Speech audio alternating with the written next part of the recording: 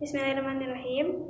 Assalamualaikum warahmatullahi wabarakatuh. Perkenalkan, nama saya Elis Fauzia. Saya dari kelompok 5 Tafsir Hadis SPI 2A. Insya Allah kami akan memaparkan 5 hadis tentang akhlak. Yang pertama yang saya akan jelaskan yaitu hadis tentang kejujuran. Redaksi hadisnya seperti ini.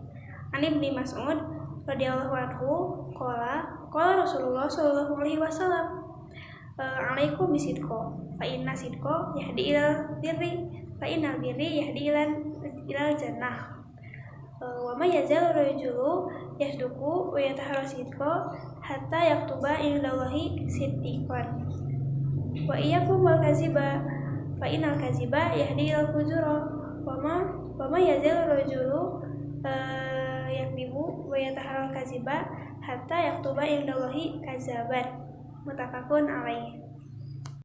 Artinya yaitu dari Ibnu Mas'ud radhiyallahu anhu, semoga Allah meridhai kepadanya, berkata, telah bersabda Rasulullah sallallahu alaihi wasallam, berbuat jujurlah kalian, karena sesungguhnya kejujuran itu menunjukkan kepada kebaikan, dan kebaikan menunjukkan kepada surga. Dan barang siapa yang berbuat jujur dan memilih kejujuran, sehingga tertulis di sisi Allah sebagai orang yang jujur. Dan jauhilah kalian dusta, karena sesungguhnya dusta itu menunjukkan kepada kedurhakaan, dan kedurhakaan menunjukkan kepada neraka. Dan barang siapa yang berdusta dan memilih kedustaan, sehingga ditulis di sisi Allah sebagai pendusta. Muttafaqun alaih. Dari hadis tersebut kita bisa tahu bahwa kita harus senantiasa berbuat jujur dan menjauhi dusta. Sebab apa? Kejujuran itu adalah salah satu cara kita untuk menggapai surganya Allah. Definisi jujur sendiri menurut kebanyakan para ulama yaitu jujur ialah kesesuaian antara kabar berita dengan kenyataan. Sedangkan dusta adalah kebalikannya, yaitu ketidaksesuaian antara kabar berita dengan kenyataan.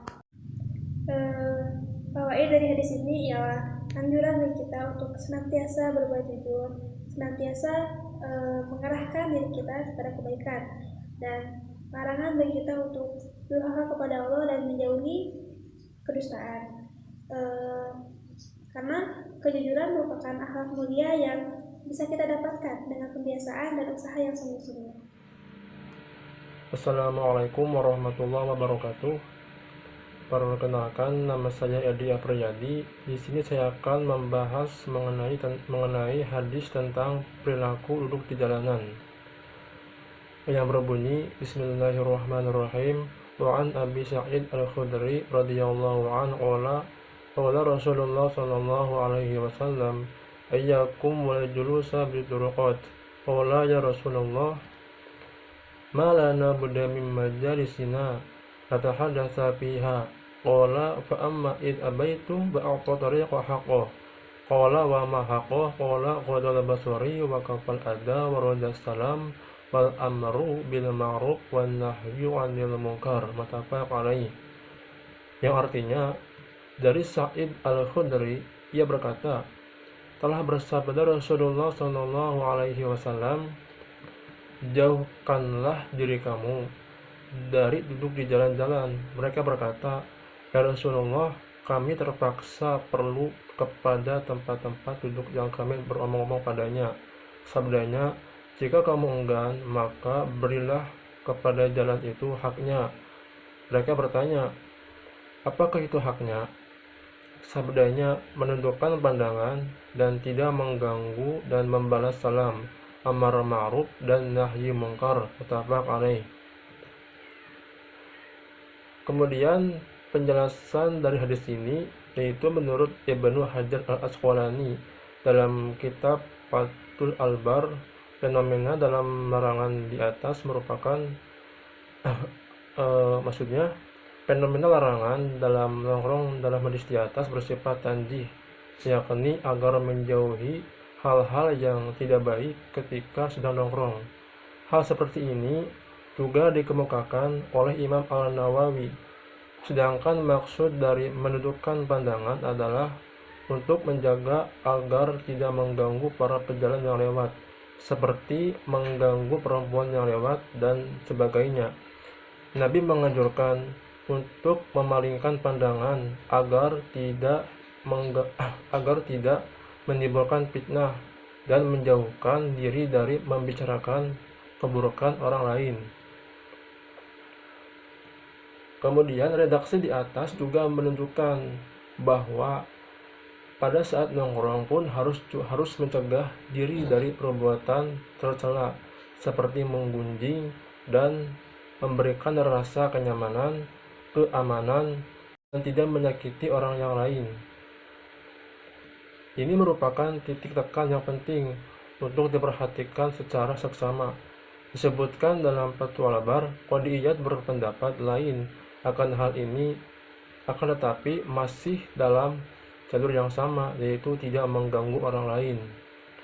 Beliau menyatakan bahwa ketika sedang nongkrong, hendaknya duduk dengan tertib dan tidak menjadi penghalang bagi orang yang mau lewat, karena jalan menjadi sempit. Adapun redaksi jawablah salam, Ibnu Hajar menyatakan bahwa hal tersebut merupakan kewajiban dan sebagai upaya untuk memberikan kenyamanan dan keamanan untuk pengguna jalan. Oleh karena itu, nongkrong merupakan kegiatan yang sah-sah saja. Namun, etika dan adab pada saat berada di tongkrongan juga perlu diperhatikan. Nah, dari analisa hadis di atas terdapat beberapa pelajaran penting yang bisa kita ambil untuk diaplikasikan dalam setiap nongkrong kita. Antara lain, yang pertama, nongkrong bukan aktivitas yang membuang-buang waktu selama melakukan hal-hal yang produktif seperti silaturahmi dan bertukar pikiran sesama teman. Kemudian, Nabi memberikan arahan bagaimana akhlak saat nongkrong dan tidak melarang nongkrong itu sendiri. Meskipun hadis di atas ditunjukkan kepada sahabat yang nongkrong di pinggir jalan, tetapi maksud dari hadis di atas adalah larangan mengganggu orang lain saat berada di tongkrongan. Oleh karena itu, hadis ini juga berlaku saat kita nongkrong di kafe, angkringan, ataupun warung kopi dan tempat yang lain. Nah, yang terakhir yaitu menjaga suasana tongkrongan agar tetap nyaman dan aman, seperti tidak berbuat gaduh di tempat warung kopi atau kafe dan lain sebagainya, karena akan mengganggu penumpang yang lain. Maksudnya karena akan mengganggu pengunjung yang lain yang sedang belajar atau berdiskusi dan lain-lain. Oleh karena itu, sepatutnya kita ketika sedang menongkrong itu tetap menjaga etika dan adab agar tidak menimbulkan kesan jelek bagi orang lain. Bismillahirrahmanirrahim. An Abi Hurairah radhiyallahu anhu qala Rasulullah sallallahu alaihi wasallam, iyyakum wal hasada fa innal hasada yaqulul hasanat kama taqulun narul khatab, akhrajahu Abu Dawud.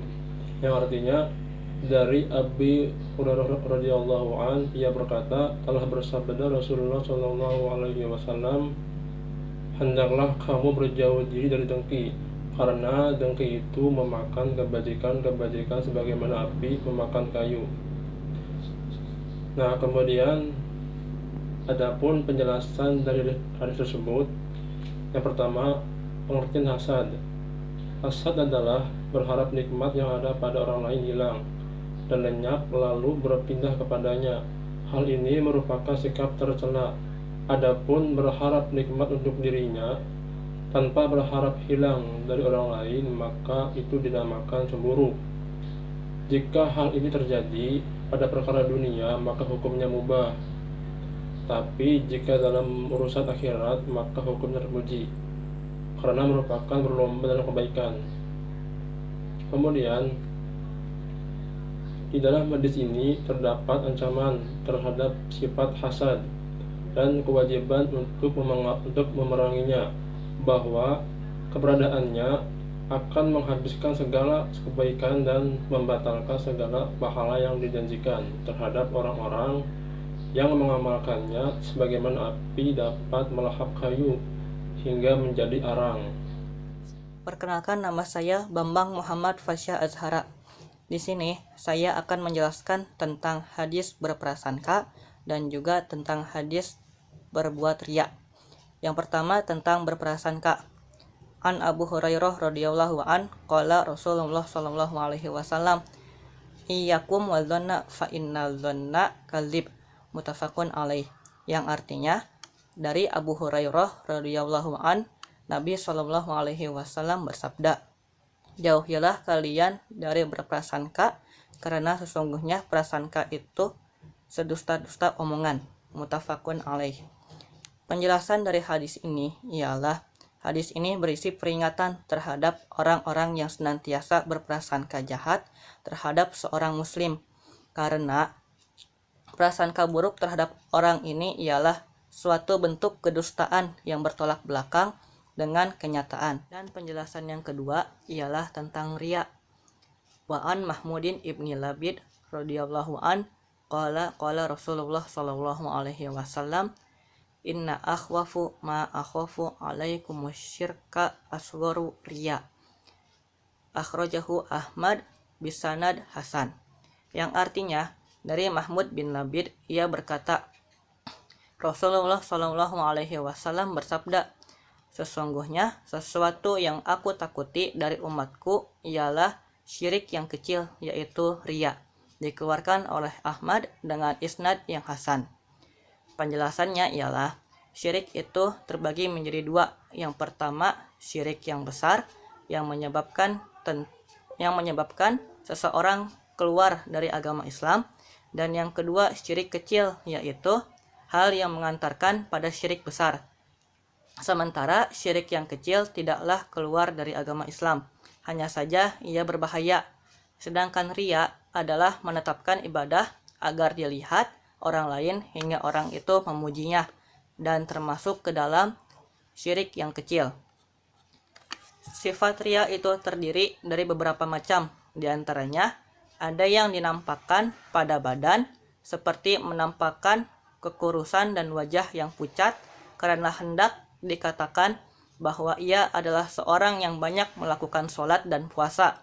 Di antaranya ditampakkan pada pakaian dan gerak-gerik. Contohnya, menempatkan bekas sujud. Ada pula yang ditampakkan dengan perkataan, seperti mengeraskan suara dikala menyaksikan suatu kemungkaran dan menggerakkan kedua bibir tatkala berzikir. Semua itu baru ia lakukan jika ia berada di tengah-tengah manusia. Alasan dikatakannya dosa ini sama dengan syirik ialah karena seorang yang berbuat riya, apabila ia hendak beribadah kepada Allah, maka ibadahnya juga ia tunjukkan kepada seorang selain Allah. Dengan perbuatannya ini, maka ia telah berlaku syirik kepada Allah. Hanya saja, syirik yang ia lakukan itu adalah merupakan syirik yang kecil.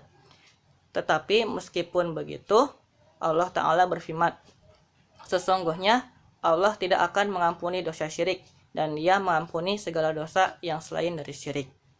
Mungkin cukup sekian yang bisa kami sampaikan. Mohon maaf apabila terdapat banyak kesalahan kata. Wassalamualaikum warahmatullahi wabarakatuh.